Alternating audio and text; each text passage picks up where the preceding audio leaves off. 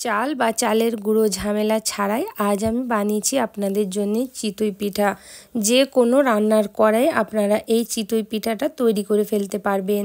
আর সবগুলোই হবে এরকম ফুলকো ফুলকো আর একদমই নরম তুলতুলে। যেমন দেখতে সুন্দর তেমন খেতেও কিন্তু খুবই দুর্দান্ত হয়।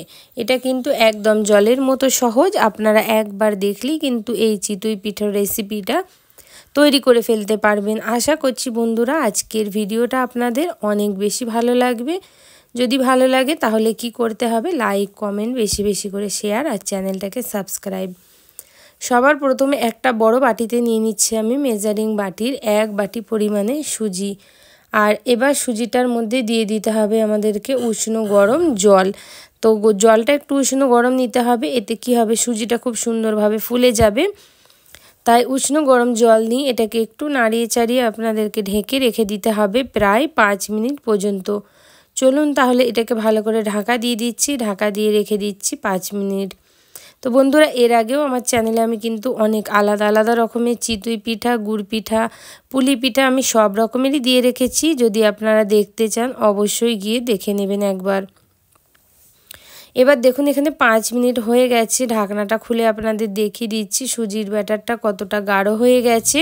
নিশ্চয়ই দেখে বুঝতে পাচ্ছেন। আর খুব সুন্দরভাবে এগুলো নরম হয়ে পুরো ফুলে জলটা অ্যাবজর্ব করে নিয়েছে। এবার আপনাদের এই পুরো ব্যাটারটাকে নিতে হবে একটা মিক্সিং জারের মধ্যে। দেখুন কত সুন্দর সুজিটা পুরো ফুলে গেছে। তো মিক্সিং জারের মধ্যে নিয়ে খুব ভালোভাবে এটাকে পিষে নিতে হবে। আমি একবার মিক্সিং জারের মধ্যে ধরবে না, তাই 2 বারে এটাকে নিয়ে খুব ভালোভাবে আমি পিষে নেব। তো বন্ধুরা যদি এতক্ষণ পর্যন্ত আপনারা ভিডিওতে একটা লাইক না করে থাকেন অবশ্যই একটা লাইক করে দেবেন, সাথে আমার চ্যানেলটাকে সাবস্ক্রাইব করে বেলটা অন করে দেবেন। তাহলে এই রকম ধরনের নিত্য নতুন রেসিপি আপনাদের কাছে সবার প্রথমে পৌঁছে যাবে। দেখুন এটাকে পিষে নিয়ে চলে এসেছি। এবার আমি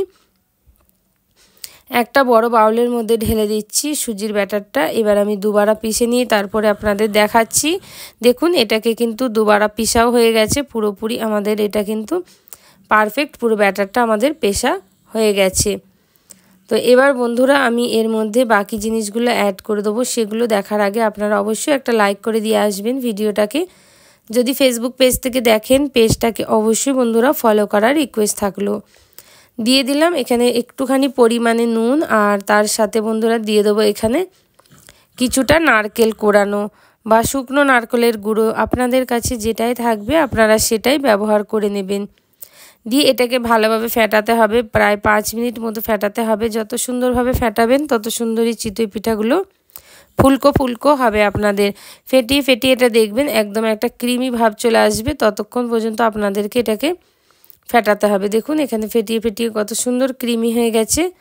যদি একটা সুজি ক্রিমি না হয় তাহলে আপনারা বড় যে জালিওয়ালা ছাঁকনিগুলো আছে তার মাধ্যমেও কিন্তু এটাকে ছেঁকে নিতে পারেন। দেখুন এই ব্যাটারটা কতটা গাঢ় হয়ে গেছে। দেখুন হাতার মধ্যে লাগালে কিন্তু হাতা কোনো রকমভাবেই দেখা যাচ্ছে না। তো গাঢ় একটা কোটিং যেন ব্যাটারের মধ্যে পড়ে যায় বন্ধুরা। এইরকম করে আপনারা অবশ্যই ট্রাই করবেন। তো ব্যাটার এখানে আমাদের একদম রেডি হয়ে গেছে। এবার এটাকে ইনস্ট্যান্ট ফোলাবার জন্য দিয়ে দেবো এর মধ্যে বেকিং পাউডার। চায়ের চামচের 3 ভাগের 1 ভাগ বেকিং পাউডার ব্যবহার করছি। এবার আমি দিয়ে এটাকে ভালোভাবে নেড়ে চেড়ে নেবো, ভালোভাবে ফেটিয়ে নেবো।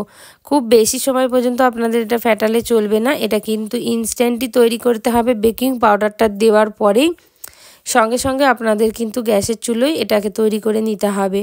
আপনারা যদি ভাবেন যে এটাকে রেখে একটু পরে বানাবো তাহলে কিন্তু বেকিং পাউডারটা দেবেন না, এমনি গোলাটা আপনারা তৈরি করে রাখতে পারেন। যখন বানাবার মনে হবে তখন আপনারা বেকিং পাউডারটা দিয়ে এটাকে বানিয়ে ফেলবেন। তো দেখুন বন্ধুরা অপরদিকে একটা আমি কড়াই গরম করে নিয়েছি, দিয়ে দিলাম প্রথমবারে একটুখানি তেল একটু ব্রাশ করে দিতে হবে একদম সামান্য পরিমাণে। তারপরে আর কোনো রকম আপনাদেরকে তেল বিরাশ করতে হবে না এর মধ্যে। বা একটা কড়াই আছে যাতে একদমই আপনার তেল যদি নাও দেন তাহলেও চলে যাবে। আর যদি পারেন আপনারা তেল আর জল একটুখানি গুলিয়ে নিয়ে এর মধ্যে দিয়ে দিতে পারেন। তো বাটি হাতার মধ্যে আমি এক হাতা করে ব্যাটার দিয়েই তৈরি করব, তাহলে সবগুলো এক সমান কিন্তু আমাদের তৈরি হয়ে যাবে। তো এরকম করে 1 হাতা ব্যাটার দিয়ে আপনাদের এটাকে ঢেকে রেখে দিতে হবে প্রায় 2 মিনিট মতো লো ফ্লেমে। তাহলে দেখবেন ফুলে খুব সুন্দর নরম চিতই পিঠাটা আমাদের তৈরি হয়ে যাবে। যারা ফার্স্ট টাইম ট্রাই করবেন পরিমাপটা সঠিক রাখবেন, তাহলে কিন্তু তোমাদেরও পুরো পারফেক্ট তৈরি হয়ে যাবে। তো এখানে 1 কাপ সুজির মধ্যে টোটালি আমি 1.5 কাপের কাছাকাছি জল ব্যবহার করেছি।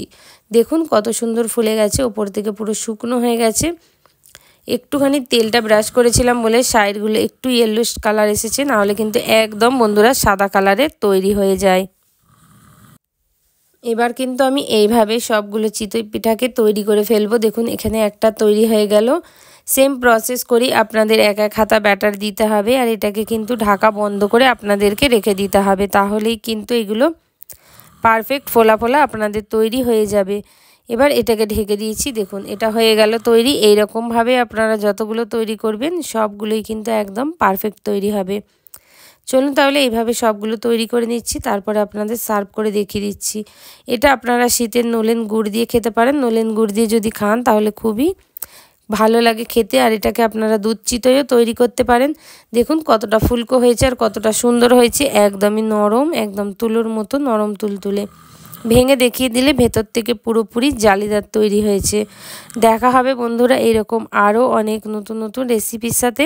ততক্ষণের জন্য অবশ্যই ভালো থাকবেন, সুস্থ থাকবেন, এইভাবে আমার ভিডিওগুলো দেখে যাবেন।